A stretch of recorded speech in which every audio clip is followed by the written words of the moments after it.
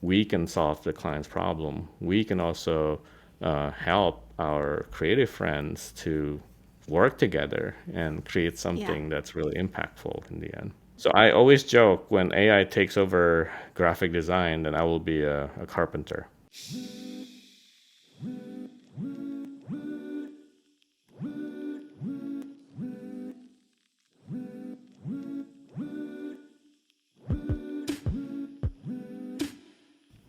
Welcome to Kudos AM PM, a podcast exploring the future and impact of design innovation. And the intersection of business, art, and technology. I'm your host, John Kudos. And I'm Andini Pratiwi, also your host and partner at Kudos Design Collaboratory. We are doing our first podcast.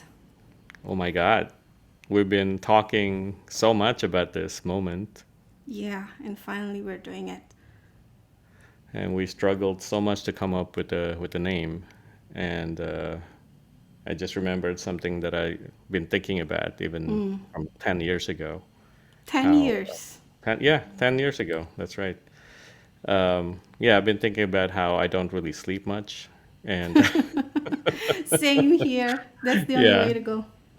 So the idea that the clock just keeps on ticking, and it's AM, PM, day to night, night to night, night to morning. It's just there. So I thought maybe AM, PM makes sense. What time is it now? It's 10:15 p.m. in New York. 9:14 here in my laptop. In your laptop, where are you? Bandung, Indonesia. Oh yeah. Well, that's where I'm from too. You were born in Bandung? Yeah, it's funny, right? Why do I have a name that doesn't sound It doesn't Sundanese? sound Bandungese at all. But Bandungese. Is that even a word? Yeah, let's make it a word right now. Because there's a lot of Bandungese thing here, like, like staying in a cafe, working in the morning, and then go I around and don't know if you about. can call that Bandungese. I think that's just new generation, right? People work that way. People do work that way. How was life back in Bandung when you were still here? When I left Bandung for college, I did not have access to internet. Oh. So when I yeah, I think Bandung was still very offline. Everything is Mm. just, manual, hand done, manual photography Wow. How with the did you film manage that? development. That's how I applied for school. I have to develop films on a 35 millimeter slides and Oh, mail them you did it to yourself? yeah, yeah. I had to mail 15 35 millimeter slides to Mm. Baltimore, right? The school is Maryland Institute College of Art, MICA. So, yeah, mailed it, crossing fingers, and suddenly got a letter in the mail. Like, oh, okay, so I guess I'm going. So that's how everything started for me. Cool. Because I went to school here in Bandung, right? And I still also develop photographs too, but in the studio, not not not by myself. But right now, everyone goes digital. I mean, digital photography. It's not. Also, It's the different price of film is higher right now, like much higher. because it's one of those cool things that people Yeah, want to now it's do. become cool Yeah, thing. yeah. Counterculture is the way to go. So, Okay, so so right now, if we think about it, what is the most that you feel different compared to? I mean, you work with students too and mhm. younger generations in our team. What what is the difference? Because I feel different here too. But how's things in New York? I think life was harder. Life was slower for me back then, and I think when even when I teach now, and I teach typography in School of Visual Art now, I feel like everything is fast paced. And you can do a lot of things very quickly as well. So when you do research, you just launch Google. When I was in school, I had to go to the library and make scans. Ooh, It was ridiculous. um, but it yeah, was you can romantic. imagine romantic, yeah, nostalgia, right? Yeah. But yeah, I think you have to put a lot more effort to get something done. At the same time, you have to think a lot harder before you do anything, because everything just takes longer, right? And I think nowadays, I feel like I belong in two generations, honestly, because I grew up this way with my practice, but then now I also have to adjust to that fast paced, everything instant kind of culture. But I think that foundation is super important, in that you don't just do things, right? Because everything is too easy. You just do things and do a Yeah. lot of 100 variations quickly. Back then, it's really sketchbook. Really think hard about the idea, what font to use, what colors, and everything is manual. So you have to put a lot more effort and thinking behind every little thing that you do. I do found a lot of joy in doing things slower because now everything likes go go go go, and then if we remember how we did back then, and then Yeah. if I do it that way now, I can enjoy it again. Yeah. Let's go back to that time. I think we Nostalgia. skip our introduction. We do because we know each other, No, that's true. but Yeah. for who you for those who don't know who you are, what will you explain about yourself? Oh, well, people call me John, and people who know me and then know a lot of other Johns, they call me Kudos. So, yeah, so I guess I refer to myself as a designer, a creative director, what else? Educator, and technologist, and a storyteller. Cool Yeah, too many, technologist. too many things, honestly. I always feel like I do too many things. How about you? I, I write here in my notebook. I've got Oh, this okay. little sticker from, is it New York Public Library? This one? Oh, yeah, NYPL. Yeah, NYPL. I write here Andini Pratiwi, writer, designer, investor. Investor. Yeah, in many things. I mean, not only Yeah, financially, because this business is an investment, also in many things. Do you I think like think, you're yeah. investing your time in designing too, right? Well, yeah, the investment to me may be slightly different, right? Because I think um, what we do and how we do things every day, you can't really execute everything by yourself. You need to work as a team, Yeah. and that means that you have to invest a lot of time in working with other people. So you can say that the time is the investment, but I think it's the people that I work with is the investment, That's because beautiful. well, Because I don't know. I think it's practical, and also, you know the relationship maybe is beautiful, right? Because when you start to get to know people and start to understand how to work with each other, that's to me is the reward.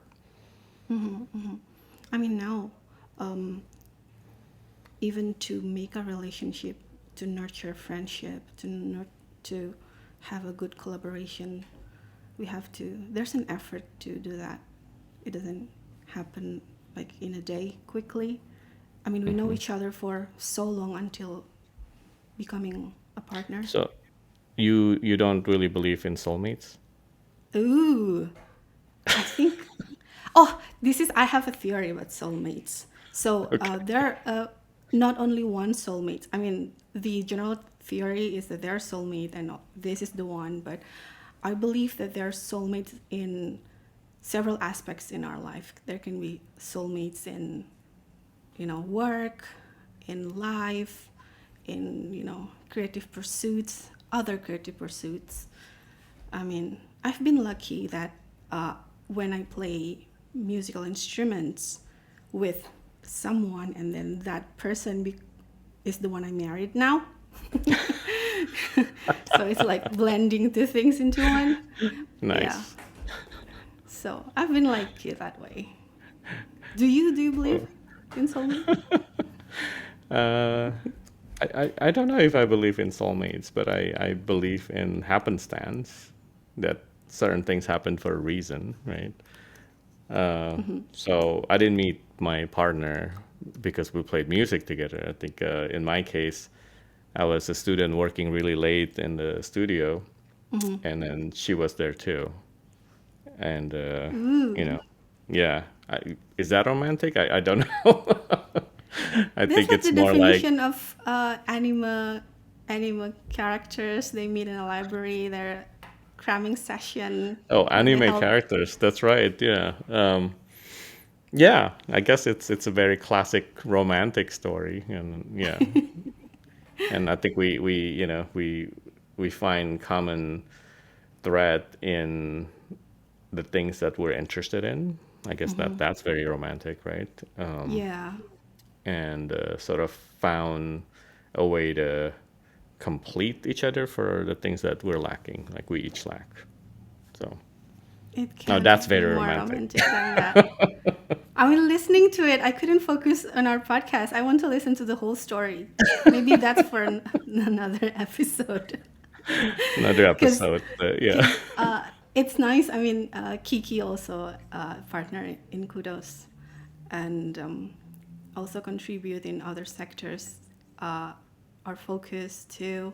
I mean, doing artist management. That's exciting.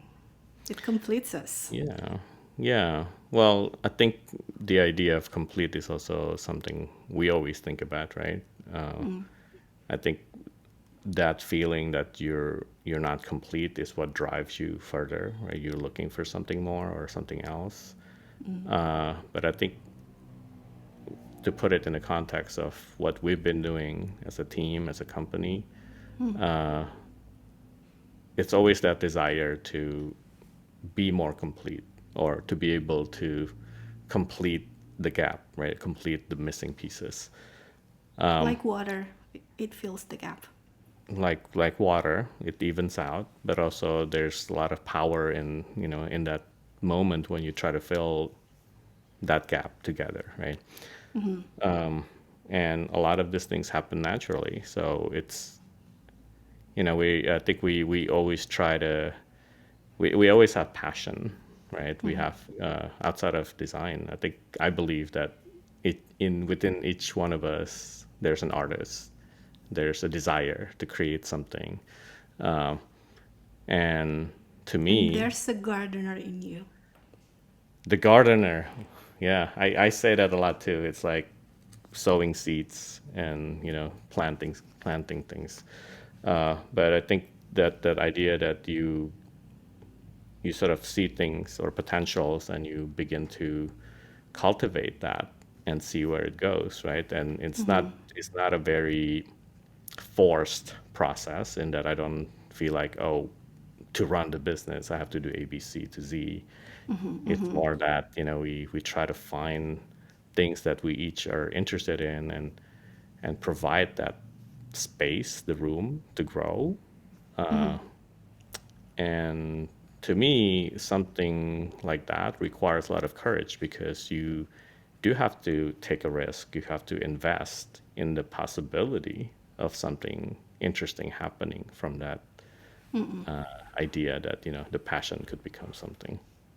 Yeah, I talk a lot about being gardener because it needs time and patience and nurturing to reap the reward. So, and Yeah, the idea about being gardener or farmer, we call it farming here. Our producer, of course, really know about that theory. About it doesn't have to be instantly now, and usually if it's too instant, then it we need to give it time until it gives its best from the circumstance, you know. Because if it's too instant, yeah, Yeah, and I think partnership, because we're talking about how Andini is a new partner or the newest partner in the studio here. Uh, hello. Yay! That's cue for beatbox track that celebrates something. Yeah, totally. But yeah, I think the I'm kind of losing my train of thoughts here, but I think yeah, the partnership, the growth, and waiting for something interesting to happen, right? It doesn't just you don't just ask someone on the street to You don't. work with you. No, no. I think there needs to be some sort of spark, or Yeah. even things that you see, possibilities. Right. It starts with the small idea. Starts with small possibilities, and then I think these ideas tend to percolate in your head, and then sometimes you just see the moment. You see, okay, I see all these dots. They need to be connected. They need to be put together, and then you start to work on planting those seeds together. You don't ask people on the streets, but apparently new generation will ask, "What do you do for a living?" On the streets. Wait, TikTok? No. Have you been stumbled upon people who's doing that? Because people, I mean, I saw Yeah. What do people. you do? How much do you make? Where do you live? Yeah, I know, right? Those kind of Can I see your questions. apartment? Like, how much is your coat or something? Yeah. And yeah, I think they, What they about just that? picked well, what about what? What about the guts to do that? I know, yeah. How can they? Because it's apparently what a lot of young generations do, so it becomes natural for them to do it also. I mean, I don't think I can.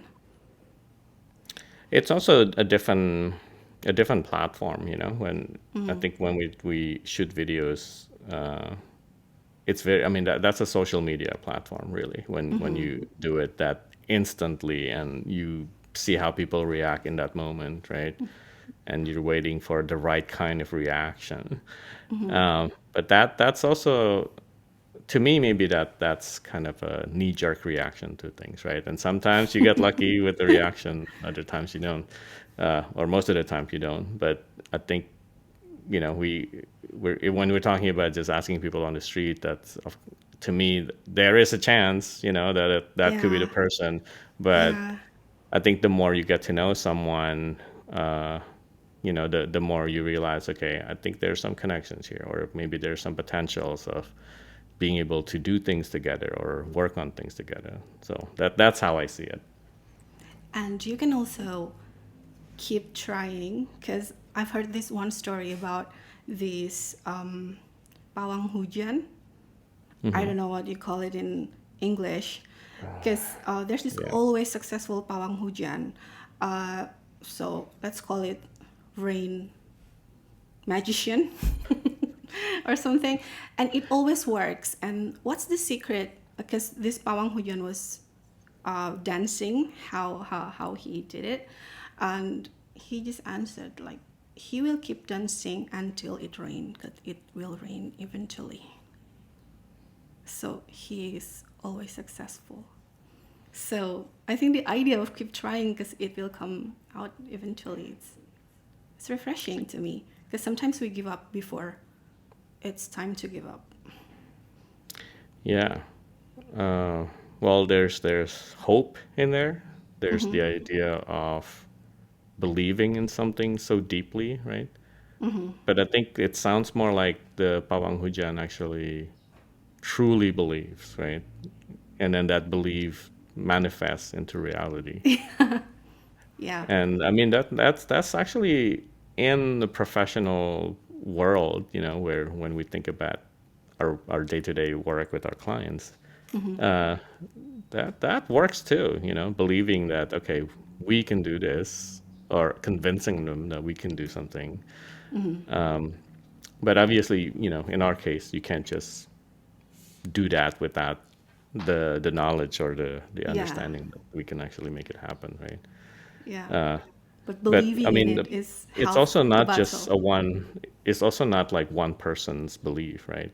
The Yeah. Pawang Hujan uh, also convinces a whole village or a whole nation, right, That that, he's the that one. he can stop the rain, right? Or he can make it rain when there's a drought. Uh, so there's something there. There's something in that. What we do is actually about getting everybody to be on the same page, believing in the same ideals. Therefore, when we do propose an idea, for example, right, it's something that everyone can unilaterally agree on and sort of move forward together. Talking about believing in yourself, have you ever uh, experienced this feeling that how can I be in this position, because you are who you are right now. I mean, with your position and your career in New York and everything, and how your journey, and is it like something? Do you enjoy the novelty, or is it wear out right now? How do you feel really? Um, is it really a novelty? I mean, it's I mean, I always feel like it feels like just yesterday that I saw your work as a student, and then I sit with here, and then I sit here with you, talk about our work together. It feels yeah, new. yeah. No, that's a nice moment when you say that I was a student looking at your work. I mean, I have moments when I look at things on the bookshelf, or I read something where I would tell myself, did I really say that? And someone quoted me on a book. Or and other Oh, times when that's special. yeah, and other times I look at something printed on a book, and I would say, oh, I did that like 20 years ago. It's it's I don't know. I think it's sometimes it feels surreal, but also for me it's like there's validation, right, which is always nice. But what always strikes me here is that feeling that I can, kind of, I can pave a path for someone, or help a lot of people, or even one person to imagine themselves, doing something that I do in the future. I think that that's always romantic, if we're talking about that again. I think We can it's talk about almost that all day. magical in a way. Yeah, and this idea that having a role model when you're growing up, and asking yourself, right, can I become this person that I look up to, or can I become someone who maybe get close to doing this superhuman designer that I really look up to. And it's really, to me, it's really rewarding. This is also one of the reasons why I teach, because I find that feeling of being able to pass on things, or things that I've learned in life, in my profession, throughout the years, being able to tell the younger generation to just do it. You don't have to be worried about what could happen. I mean, I think when we're all growing up, when we were a student, and when I was a student, I was always worried about whether or not I can succeed, whether or not my design is nice or good enough or makes sense, right? Uh, but in truth, I think you don't have to be so worried about that, because even the most famous designers out there are just humans, and I've met my superhero from my college days, Stefan Sagmeister. I sat next to him one day, and in a gala dinner, and I talked to him, and he's very funny, very kind, and he's just a person like me. So, and yeah, I have a few moments like that in my career where I realized, what, Must be. they're people, they're humans like me, and some of those people look like me, others don't look like me, right? But they struggle the same issues of what kind of clients they're working with, and they have the same struggle of immigration, right? Like when I was a student thinking about, can I stay in the United States after I graduate? Can I get a job? Many of the designers that I look up to struggled the same way. So to me, it's nice to be able to listen or even see, these kind of stories happening, and then they're just like people that exist. So it's nice for me to be able to help the younger generation think about what's possible for them. We use design to change people's perception, to move quicker, because it allows us to imagine possible futures a lot more quickly. So I feel like the technology really enables us to work anywhere, and also work when we need to work, and also take a break during the day.